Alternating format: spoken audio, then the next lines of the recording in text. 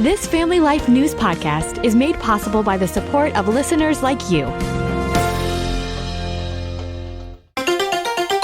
Next on the 5 o'clock report.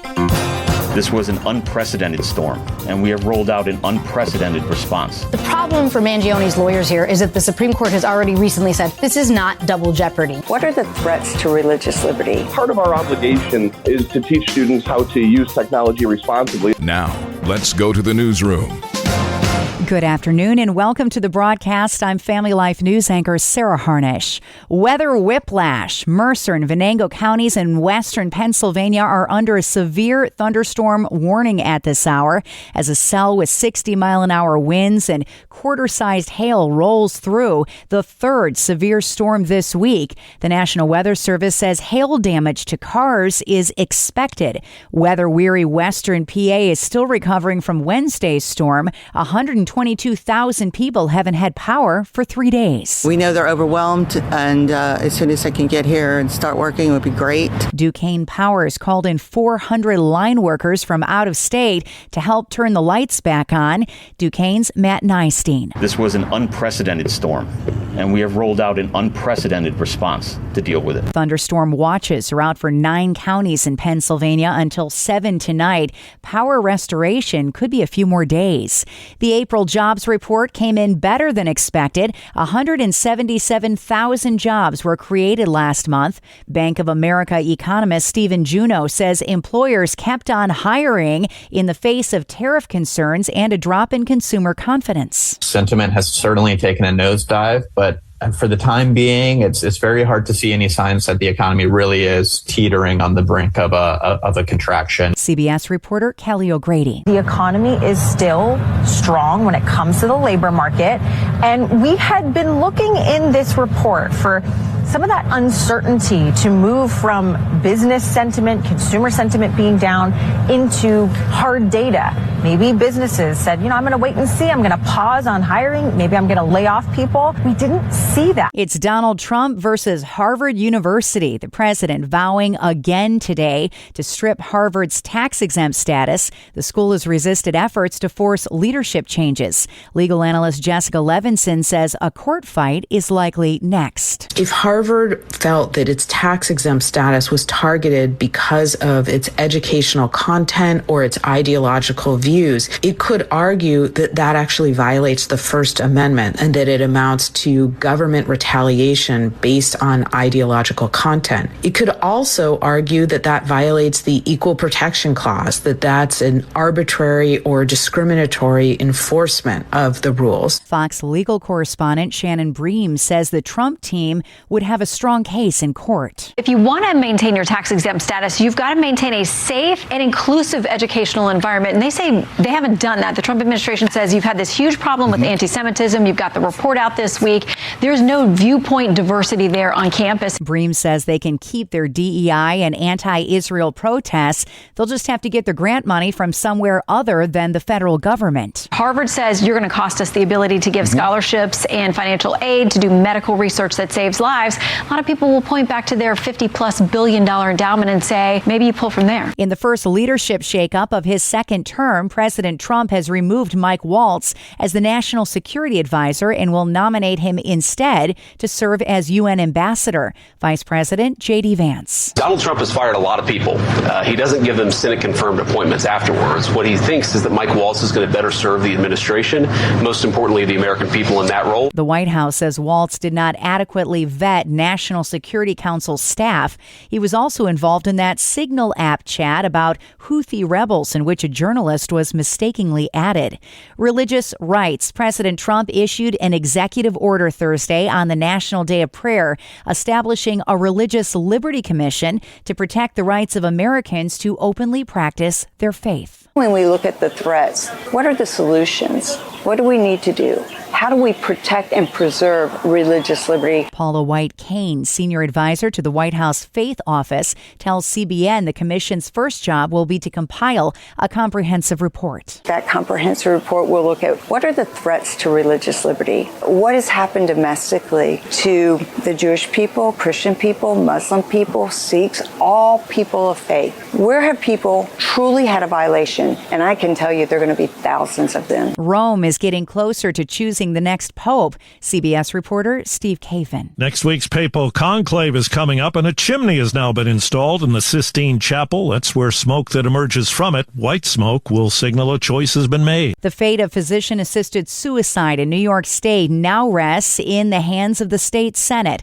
Democratic sponsor Brad Hoylman-Segal tells Spectrum News he thinks they have the votes. I think we have the votes now. I wouldn't be pushing this if I didn't think this bill could pass this session in the Senate. It passed the Assembly earlier this week. The legislation has been roundly condemned by faith-based organizations and by many Republican lawmakers, including Assemblyman Ed Ra. I think of doctors as people whose jobs it is to heal and help alleviate pain, certainly. And I think it's a step too far when we're having doctors engage in actually ending somebody's life. Governor Kathy Hochul hasn't said whether she'll sign the legislation if it gains Senate passage. The Texas House has passed a bill to ban the use of social media by minors. If approved, social media users of all ages would have to verify their age in order to access online sites. Republican Representative Jared Patterson supports the bill. We are going to wake up at some point in this country and realize what we have done to an entire generation of kids that are on this highly addictive product called social media. The measure now moves to the Texas State Senate for consideration. And the bell-to-bell cell phone ban takes effect in New York at the start of the next school year. It only affects public schools. Principal Tom Capola runs Catholic Canisius High School, which is exempt. He told WBEN for them, cell phones can stay. Part of our obligation is to teach students how to use technology responsibly. It's something that we talk about in all of our classes over the course of 4 years. And so our plan is to continue with the policy that we have. Studies show teens spend considerable time on their cell phones during school, with some missing nearly 2 hours of class time daily because of cell phone use. Still to come on the 5 o'clock report, recreational marijuana in Pennsylvania and physician-assisted suicide almost over the finish line in the Empire State. Jason McGuire takes us inside. Those stories after weather with Kevin Williams. Here is your Family Life regional weather forecast. Sure wish the news was better for the weekend, but little has changed since last we spoke. A broad trough of low pressure representing a reservoir of moist, unstable air will exist across the Great Lakes, Northeast, and Ohio Valley. A stalled front draped across Pennsylvania, and ripples of low pressure at the surface pivoting around the two will mean some episodes of rain and thunder. Here's the call for tonight. A couple of thunderstorms this evening for some, and cloudy tonight with some showers, just a few. Low temps mid-40s to the mid-50s. For tomorrow and Sunday, cloudy with frequent showers and some rumbles of thunder for some. High temperatures 50s close to Lake Ontario, reaching the 70s in Pennsylvania near and south of Interstate 80. Thank you, Kevin. It is Friday, and that means we welcome Michael Gear with PA Family and Jason McGuire with New York Families. Our own Bob Price asked Jason about the New York State budget, which passed with that cell phone ban in schools in place. Let's listen in. One of the big items this year, of course, was that bell-to-bell cell phone ban at school. Are districts going to take kindly to this mandate from Albany? You know, I think that many districts will, because they like not having to make the decision. They want something to come from the state level. My position is, while I think that the cell phones should not be in the classrooms, I'd rather see it happen as a local decision rather than more state control. Michael, the Pennsylvania budget is due at the end of June, and a big push this year to permit pot for recreational purposes. Of course, Pennsylvania, one of the few states left that hasn't gone down that road. Do you think they'll go down that road this year? Well, we certainly hope not. The governor's $51.5 billion budget proposal includes a 7% increase in spending. That's something the Republican Senate doesn't want to see, especially since it would include using funds from the Rainy Day Fund, as well as taxing skill games and legalizing commercial sale of marijuana. There's 2 months to go until the deadline, and neither the skill games issue or the marijuana legislation has even moved through a single committee.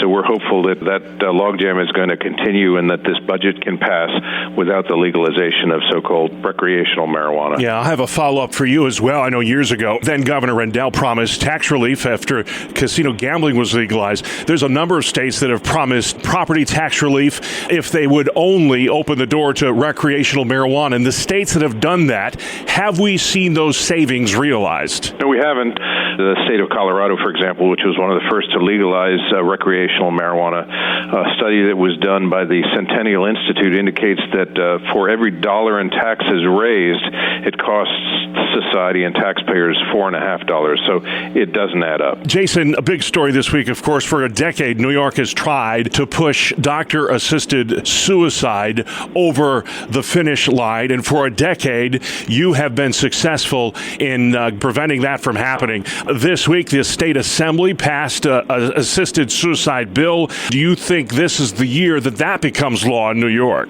Well, we've been saying it gets more difficult every year as the culture moves away from Christian worldview. It has a harder and harder time understanding why we're so opposed to the notion of assisted suicide. We believe that all life comes from God. He is the giver and taker of it. But even with faith arguments aside, there are reasons to oppose assisted suicide. That's why it was opposed by every single Republican in the assembly this week, and 20 Democrats joined them. So it was a strong bipartisan opposition, and we hope to carry that into the Senate and to continue to block assisted suicide from becoming law in the Empire State. Has the governor expressed her opinion on this matter? The governor has been silent on this issue, but she has led some efforts opposing suicide as a general rule, trying to discourage and lower the suicide rates in our state. So it would seem inconsistent that we would encourage suicide for some while opposing it for others. Yeah. And then finally, yesterday, Michael, we observed the National Day of Prayer. You're hosting a prayer event next week at the state capitol in Harrisburg as well. In what ways do our listeners in Pennsylvania need to be praying for their state and local representatives, as well as the governor and the Commonwealth as a whole? Well, all need our prayer. You know, the event is at our beautiful state capitol on Wednesday, May 7th from 11 till noon, sponsored by our Church Ambassador Network. And yes, our capitol is beautiful, but I've also heard it described sometimes by people who spend time there as a pretty dark place. When you think about the worldly power that resides in our capitals, whether in Albany or Harrisburg or at the national capital in D.C., we know that the forces of evil, both spiritual and earthly, are targeting those places. Michael Gear and Jason McGuire with their own Bob Price. You can subscribe, listen to, and share Capital Connection and all of Family Life's original podcasts at Apple Podcasts, Spotify, YouTube, or at familylife.org. Jumper cables are a blessing when your car won't start, but you have to know how to use them, or you might be in for a shock. The same can be said for your emergency fund. Hi, I'm Rob West with your Faith and Finance Minute. Proverbs 21:20 tells us, "Precious treasure and oil are in a wise man's dwelling, but a foolish man devours it." A true emergency isn't limited to one category. It's anything unexpected, urgent, and necessary that disrupts your ability to function or stay financially stable. That could include the loss of income, emergency home or car repairs, or sudden medical expenses. In those situations, it's okay to use your savings, but even then, keep the spending to a minimum. Guard your emergency fund, and it will guard you from financial crisis. Get biblical answers to your financial questions in the Faith Fi community. Download Faith Fi, Faith and Finance in your app store or visit faithfi.com. Coming up on the 5 o'clock report, the truck that tipped over filled with something quite costly. Our own Mark Webster has the story after weather. Hi, I'm Kevin Williams, and here is your Family Life regional weather forecast. Sure wish the news was better for the weekend, but little has changed since last we spoke. A broad trough of low pressure representing a reservoir of moist, unstable air will exist across the Great Lakes, Northeast, and Ohio Valley. A stalled front draped across Pennsylvania, and ripples of low pressure at the surface Pivoting around the two will mean some episodes of rain and thunder. Here's the call for tonight. A couple of thunderstorms this evening for some, and cloudy tonight with some showers, just a few. Low temps mid-40s to the mid-50s. For tomorrow and Sunday, cloudy with frequent showers and some rumbles of thunder for some. High temperatures 50s close to Lake Ontario, reaching the 70s in Pennsylvania near and south of Interstate 80.